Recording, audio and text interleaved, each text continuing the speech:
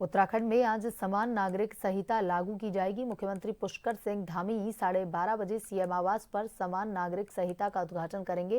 केंद्रीय गृह मंत्री अमित शाह सोमवार को महाकुंभ मेला 2025 में भाग लेने के लिए प्रयागराज का 1 दिवसीय दौरा करेंगे।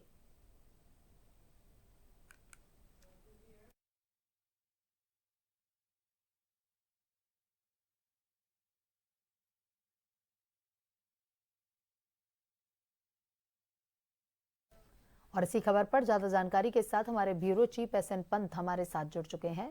एसएन पंत, आज उत्तराखंड में इतिहास रचने जा रहा है पुष्कर सिंह धामी, जो कि लगातार एक्टिव मोड पर नजर आते हैं और देश का पहला राज्य बनने जा रहा है उत्तराखंड, जहां पर यूसीसी लागू होने जा रहा है।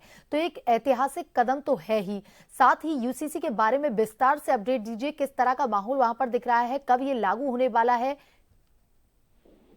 बिल्कुल श्वेता, आपको बताना चाहूंगा, उत्तराखंड सरकार आज ऐतिहासिक निर्णय लेने जा रही है और ये निर्णय उन वादों पर भी खरा उतरेगा जो चुनाव से पहले राजनीतिक दलों की ओर से किए जाते हैं। क्योंकि उत्तराखंड के मुख्यमंत्री रहते हुए पिछले टेन्योर में पुष्कर सिंह धामी ने बकायदा चुनाव से पहले वादा किया था खटीमा में कि वो उत्तराखंड की जनता को समान नागरिक संहिता जो कानून है उसको देंगे। और उसके बाद जब वो, हालांकि वो चुनाव हारे, उसके बाद पार्टी ने फिर से उनको मुख्यमंत्री बनाया, वो चंपावत से दोबारा चुनाव जीते।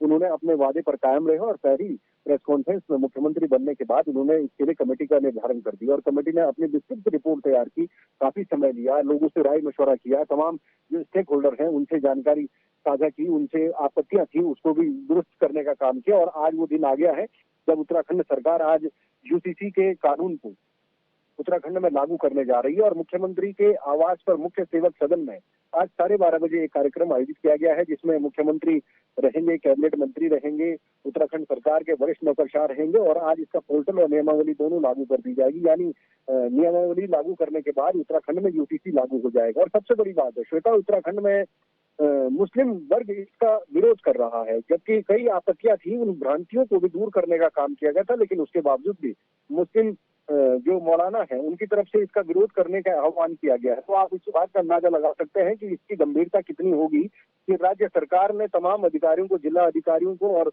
पुलिस अधीक्षक या वरिष्ठ पुलिस अधीक्षक को सख्त निर्देश दिए हैं कि कहीं पर भी किसी तरीके का माहौल खराब नहीं होना चाहिए।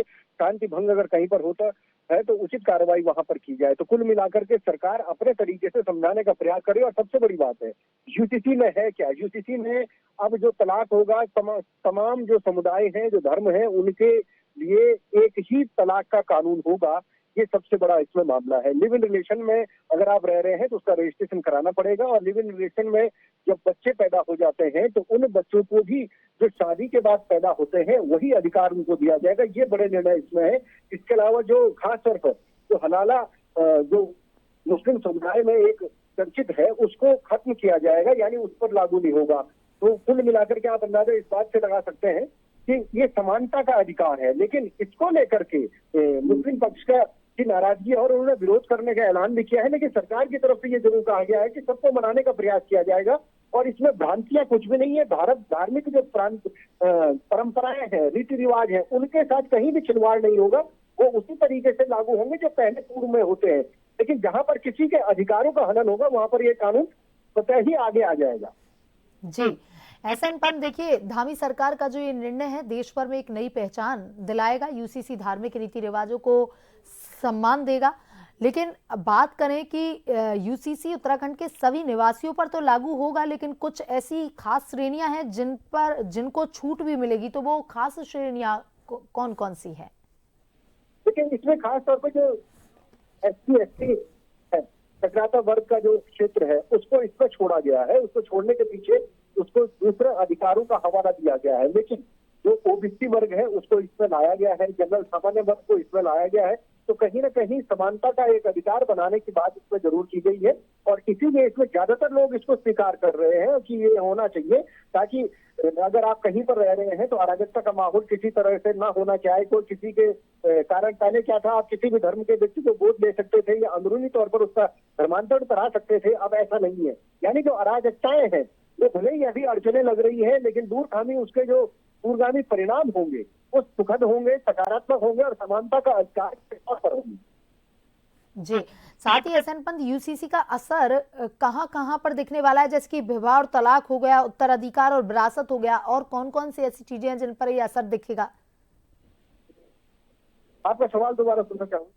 देखिए एहसन पंत, यूसीसी का असर किन किन चीजों पे दिखेगा, जैसे विवाह और तलाक पर दिखेगा, उत्तराधिकार और विरासत पर दिखेगा, और कौन सी ऐसी चीजें हैं जिन पर इसका असर दिखने वाला है? बिल्कुल, यूसीसी का असर सीधे तौर पर आज से लागू हो जाएगा। अगर कहीं पर भी शादी किसी की आज हो रही है या आज के बाद होती है, तो लिहाजा उसको शादी का रजिस्ट्रेशन करना अनिवार्य होगा, चाहे वो किसी भी धर्म और समुदाय का हो। पहले क्या था कि आप शादी कराने के बाद जरूरी नहीं था कि आप उसको कोर्ट में जाकर के रजिस्ट्रेशन करवाएं, अब वो अनिवार्य होगा। ये महिलाओं के हितों को ध्यान में रखते हुए किया गया है कि अगर कहीं पर किसी को दूसरी शादी करनी है तो जब तक पहला तलाक नहीं होगा तब तक आप दूसरी शादी नहीं कर सकते हैं। और तो लड़के हैं या लड़कियां हैं, यानी बेटा और बेटी दोनों का ही पैतृक संपत्ति पर बराबर का अधिकार होगा। तो इसमें तमाम वो बातें हैं जो समानता को रखती हैं, लेकिन इसको लेकर के जो मुखालफत राजनीतिक तौर पर की जा रही है उसको सरकार कह रही है वो उन भ्रांतियों को दूर करेंगे। इससे किसी का नुकसान नहीं होगा, बल्कि हर वर्ग का इससे लाभ होगा, क्योंकि समानता का अधिकार मिलेगा तो वो अच्छे तरीके से अपने समाज में रह पाएगा और अच्छा जीवन अपना भरण पोषण कर पाएगा। जी एहसन पंत, यूसीसी धार्मिक रीति रिवाजों को सम्मान देगा, बल्कि आधुनिक समाज में समान अधिकार और कर्तव्य की भावना को भी बढ़ावा देगा। इस धामी सरकार का ऐतिहासिक फैसला है। तमाम जानकारी के लिए धन्यवाद एहसन पंत।